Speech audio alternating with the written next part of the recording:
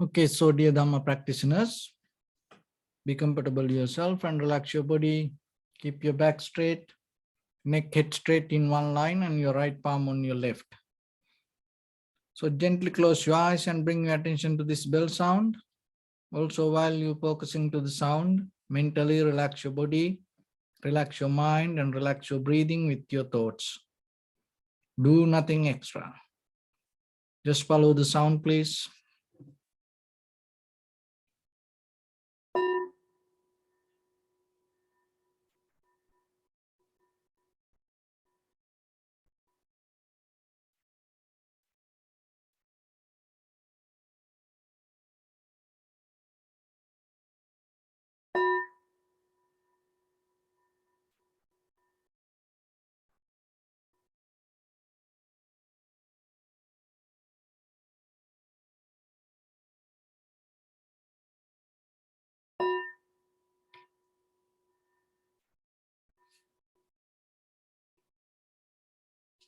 Namo tassa bhagavato arahato samma sambuddhassa.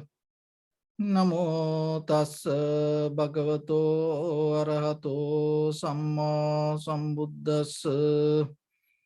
Namo tassa bhagavato arahato samma sambuddhassa. Homage to the Blessed One, the Exalted One, the fully enlightened One. So, dear Dhamma practitioners, before we start our practice session, as usual, we'll take few minutes to understand ourselves, how this meditation can help for us to develop our inner clarity. So, when it comes to our human life, your human life depends on the power of your mind. When it comes to the mind sometimes depends on thoughts, and also mind can develop to the recognition.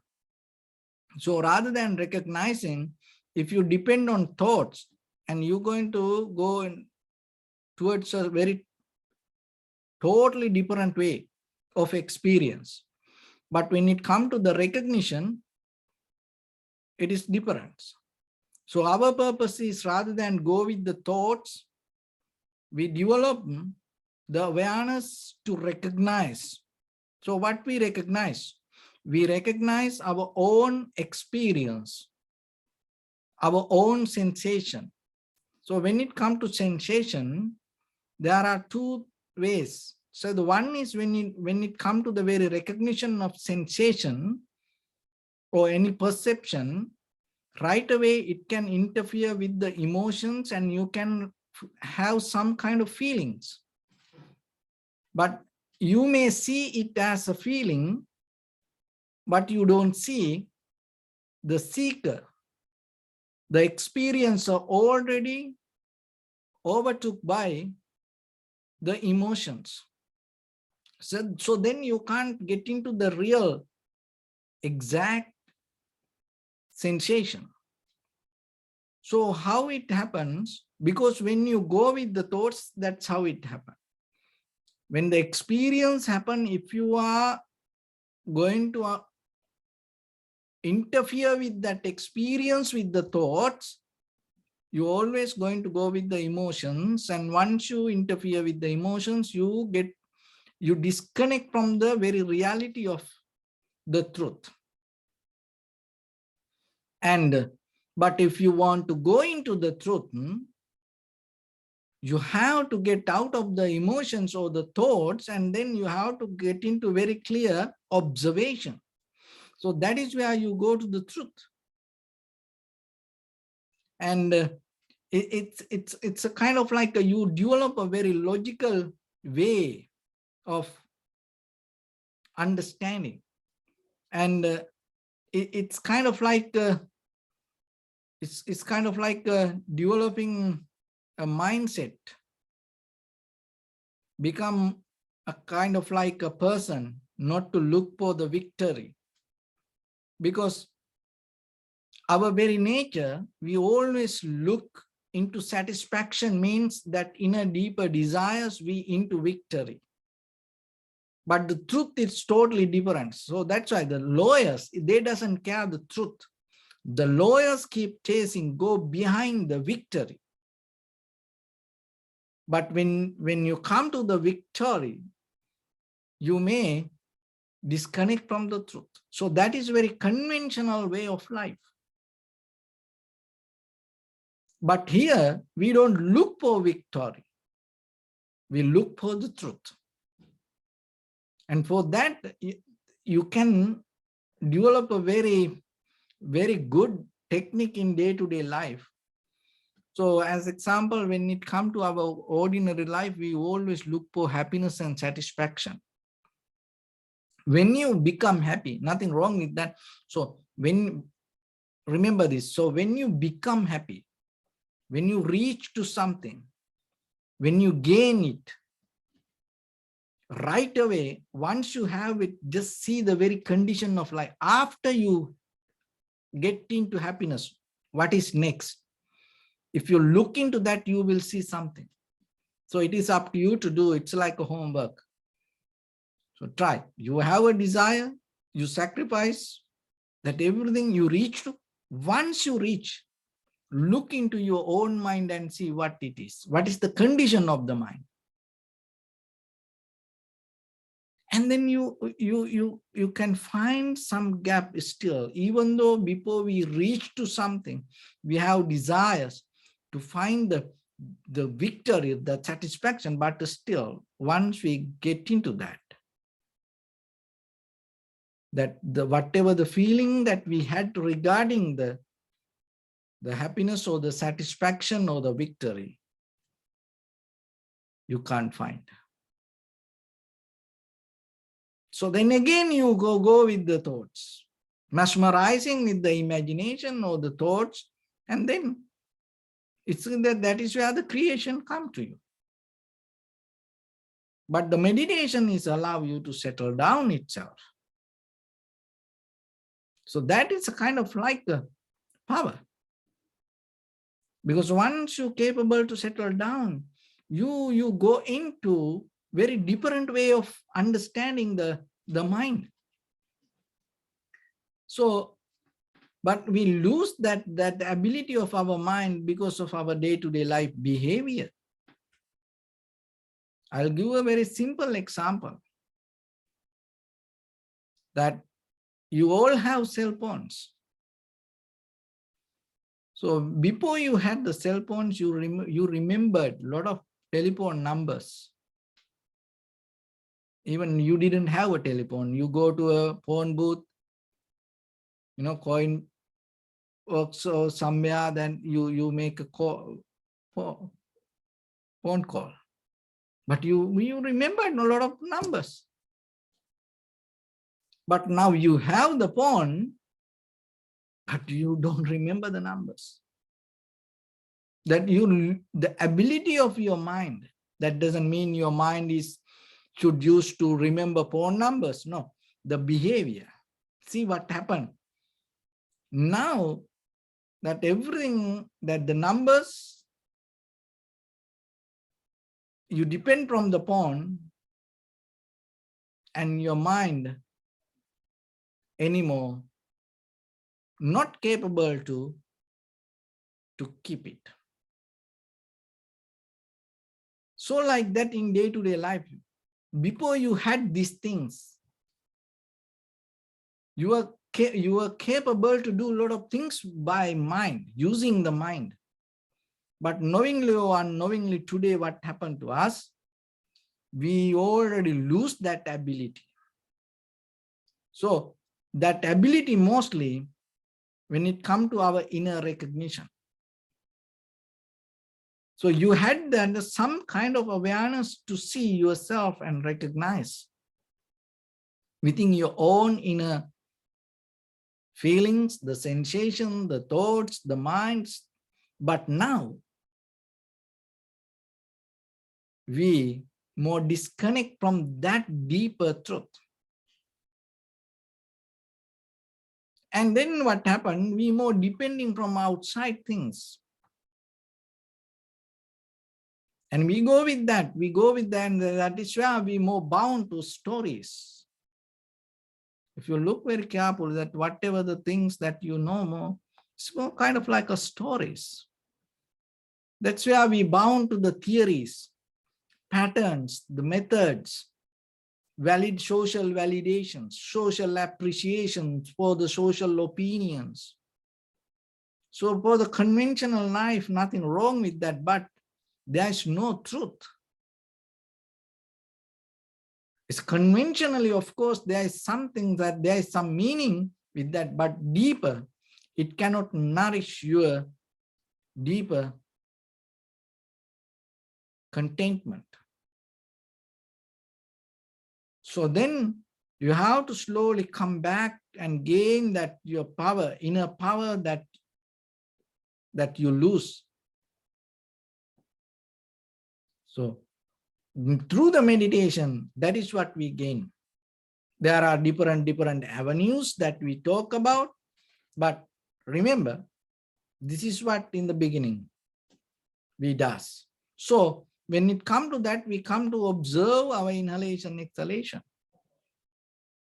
So when you keep observe the inhalation, exhalation in a certain level, that inhalation, exhalation doesn't mean your mental opinion about it. It is the sensation. So when you observe the inhalation, exhalation, you don't try to make anything happens. You allow it to happen. And when it happens, through the sensation, you recognize this is inhalation, this is exhalation. So while you keep observing what happened now, you more capable to tune to the sensation in that very point that you focus, not other places sometimes. So that way your awareness become more sharp and clear. So now you have the collective awareness to focus to one thing, and as a result of that, the clarity become more sharp, more higher, vivid.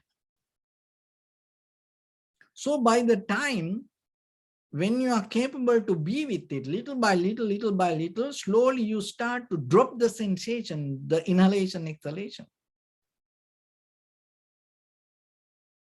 So once you drop it, you start to see the mind, thoughts, how the thoughts behave. So that our purpose is that your inhalation, exhalation, or the primary mental object is kind of like a ladder. We take it. We take the help out of it to go into the mind. So now you are capable to see how the thought arises and disappearing. And then deeper, when you keep observing, that you see that behind that thoughts, what are the roots, mental formations, and it arising and disappearing, and it come without any invitation, it go without any request. So then you become just the watcher, and without interfering to it, and you see the very behavior, the very nature of the thoughts. And once you are capable to see that you know that your awareness is more higher than the thoughts. That is where you start to divorce the thoughts, because we deeper have a very deep relationship to the mind, thoughts. While you have that marriage to your own inner thoughts, it doesn't matter whatever that you go, and with the emotions, that whatever you want, it always take you aside. It never going to go against you. It always say, you are right. It is good for you. It never say, no, don't do this. So anything that whatever, when it come with the deeper, with the emotions, it always come to your side. So that friendship is the reason that we keep going this way. And then you have to look into that all this suffering come to us, this pain come to us, because that our mind in a certain level, our thoughts in a certain level was with us and told us, this is good, go for it. So what is the suffering means? Misunderstanding. When we misunderstand, when we don't have the ability to see the truth or the right things as it is, what happens, we create certain problems out of it, and then as a result of that, we get into troubles. Not only us, when we misbehave or misunderstand, and other people also get into trouble. So other people also get into suffering. So just as example, just imagine as a partner or as a husband, wife, or as a parents, as a children, brothers, sisters, just according to your place or the position. If you misunderstand, if you don't see the truth as truth, then what will happen as a result of that? You into trouble. You're not going to just alone yourself going to walk into that trouble. If it is so, the world is so different. But look, when we go into trouble that way, it's a kind of like a invitation for others to go towards that. So that's why it is your responsibility when it comes to your perception or the mental formations or the point of view, that how you know that what you see or what you go for something is good or is it right? It brings you the comfort. If you analyze it through the thoughts or by your own previous emotions, then you have to be more careful. So that's why we need something in the middle. That middle tool is awareness. So once you have the awareness regarding your own thoughts, so it is a challenge. Why? Because we depend on thoughts. We became because of thoughts. We live with the thoughts. Now you challenge for the thoughts. Now you challenge for that friendship. Now you challenge for that marriage. And your awareness come, and when your thoughts come and tell you, oh, go for it, do it. Now your awareness come and say, hey, wait. Let's see what this. Let's analyze thoroughly, deeply. Let's go into the maybe surface level you feel some, but let's go into deeper, deeper, deeper. Like how when you go to the dentist, you know, before they feel it, you know, they go to the bottom of it and clean it. Otherwise, what will happen? If any some little bit something is, you know, there, then you are in a big trouble. So like that, if you are capable to go into the depth of your own thoughts and see that when there's something, when you decide. So for that, you have to have a ability to disconnect from the self-centered mind and observe. Is this truth? So that is a profitable skill. If you don't have that, you destroy anything. It doesn't matter who you are. That's why the power of mind is very important, awareness. That's why in the ancient time to today, the most of time, this is spiritual life.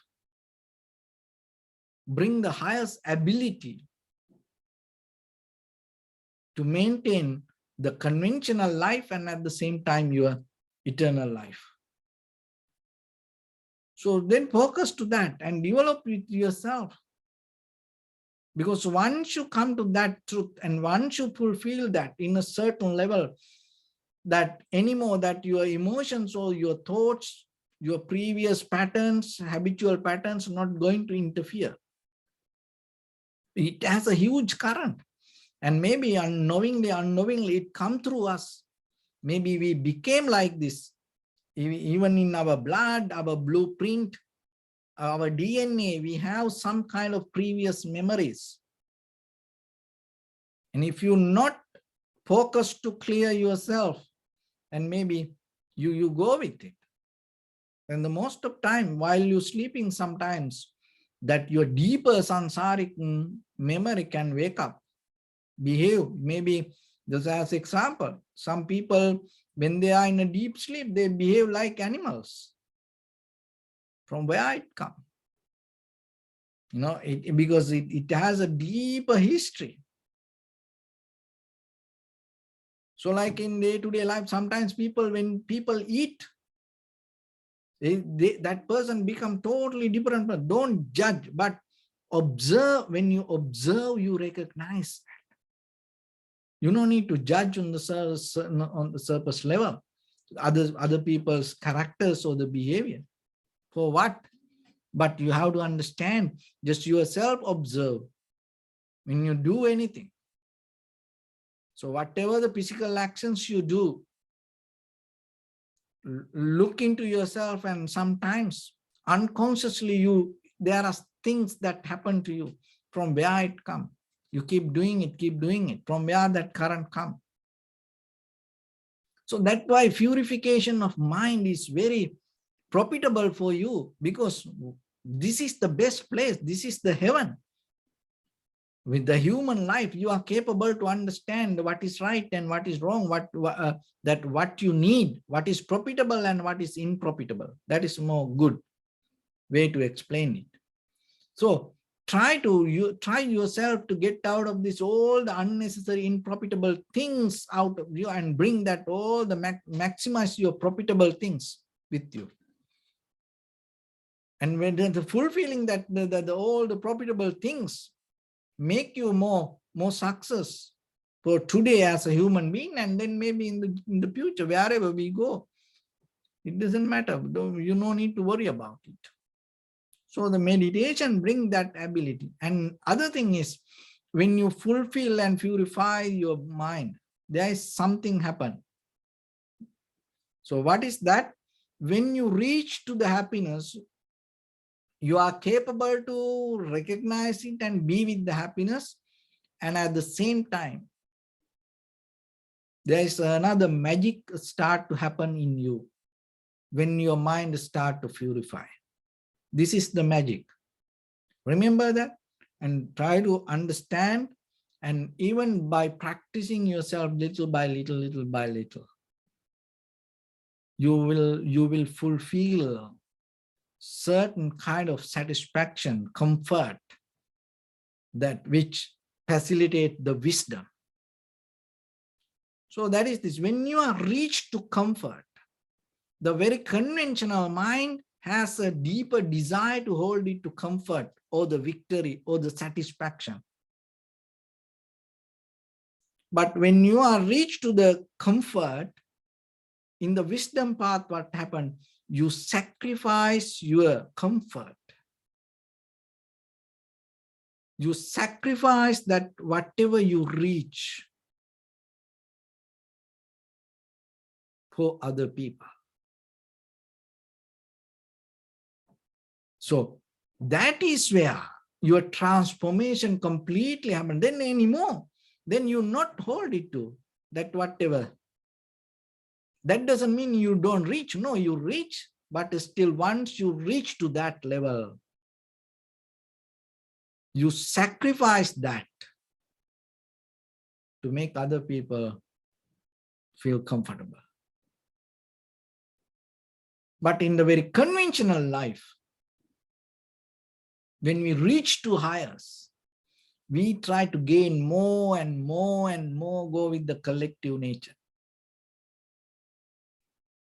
So that is a kind of like a one different skill that you can develop once you reach to something. Maybe just imagine that you work so hard,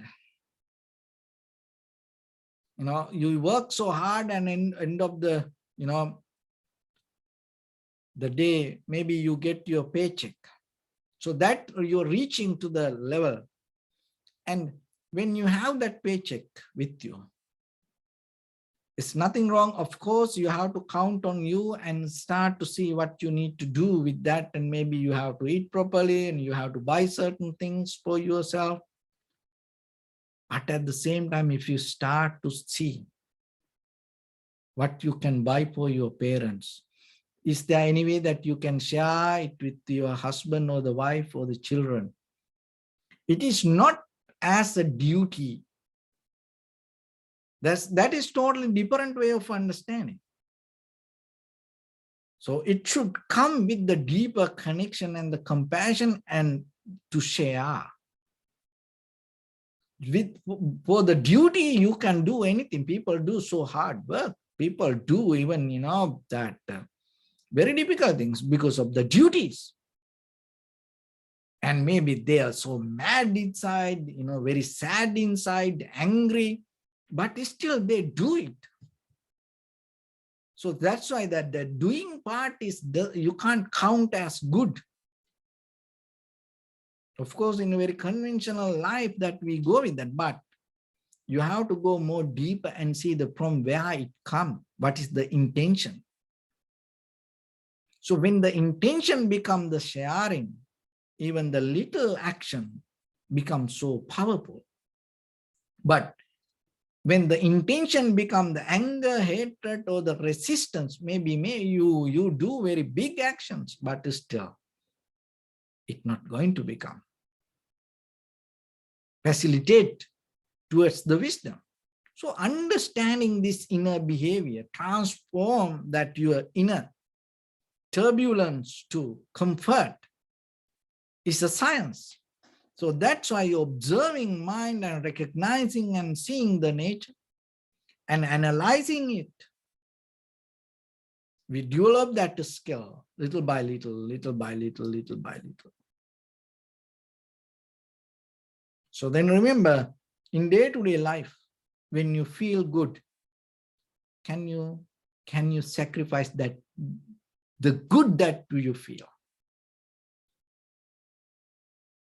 for the others? Someone.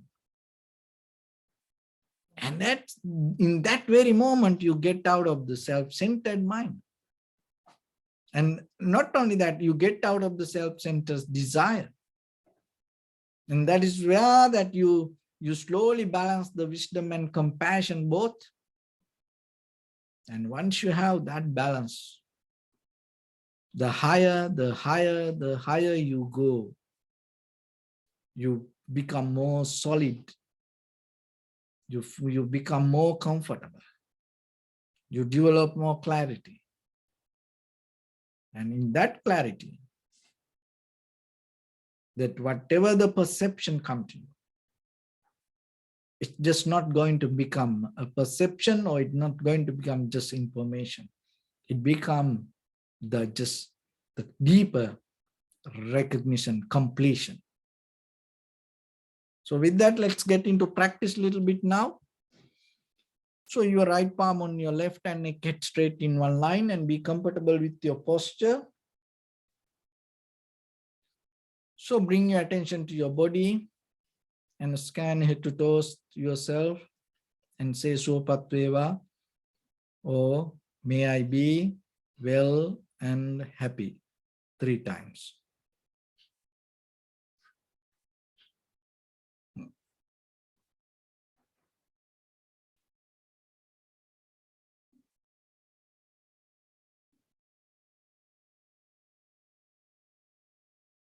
Take a moment and think. We gathered here in this moment to practice this ancient meditation technique. All the Buddhas, all the enlightened masters followed this path and achieved wisdom. So we also gathered here to accumulate that knowledge. In this moment, with this sitting, May my body become more comfortable. May my breath be more smooth. May no difficulties come to me. May all the success come to me.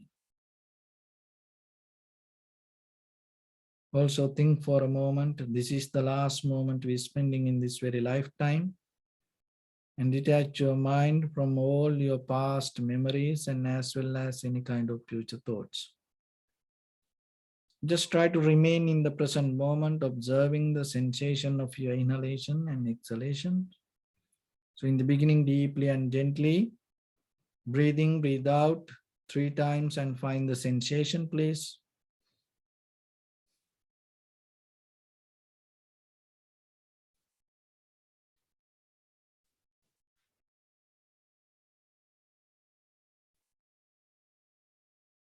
And allow your inhalations, exhalations happen itself. And when it happens, through the sensation, recognize it, do nothing extra.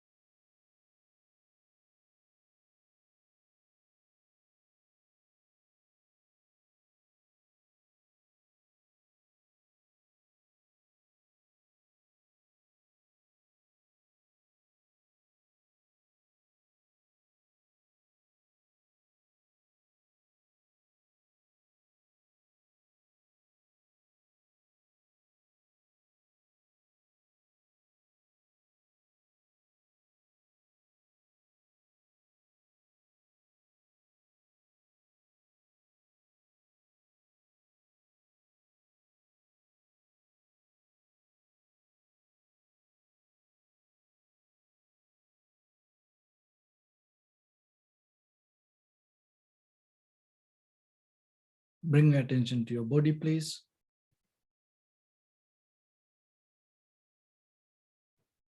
Observe your posture.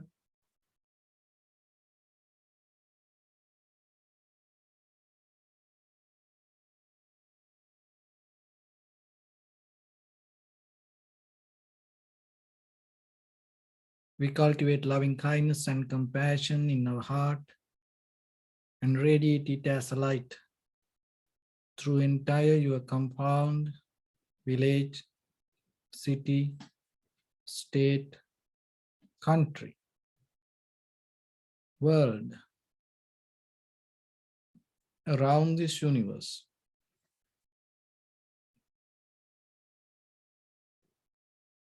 Also, as far as you can, through galaxies, other planets, stars.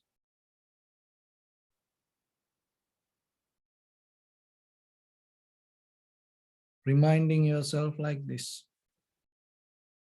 With clear intention, mentally repeat after me. May all living beings in this universe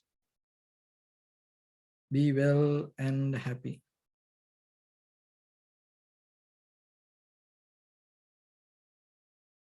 May everyone be happy and safe. And may their hearts be filled with joy. May all living beings live in security and in peace. Beings who are frail or strong, tall or short, big or small, visible or not visible, near or far away.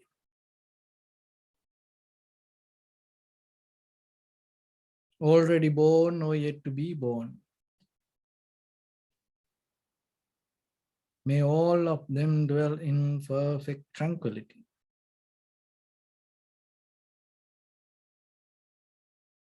Let no one do harm to anyone. Let no one put the life of anyone in danger. Let no one out of anger or ill will wish anyone any harm.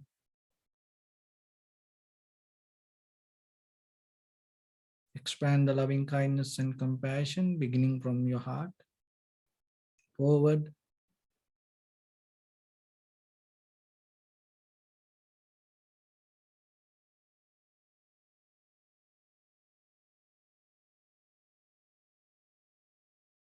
to your backside,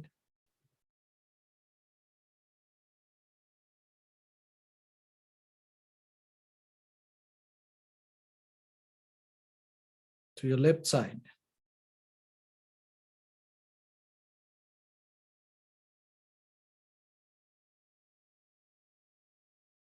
and to your right side.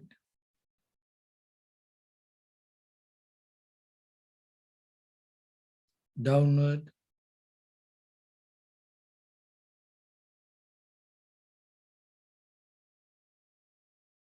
and upward.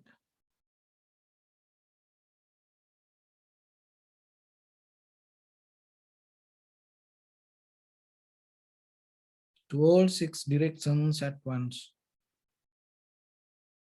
Like the moon, the sun, spread the light, spread the energy without any condition, without any limitation, without any resistance or without any judgment. Let your heart to shine with the loving kindness and compassion from the bottom of it, with the maximum effort to the highest. Wishing yourself, may all living beings in this universe be well and happy.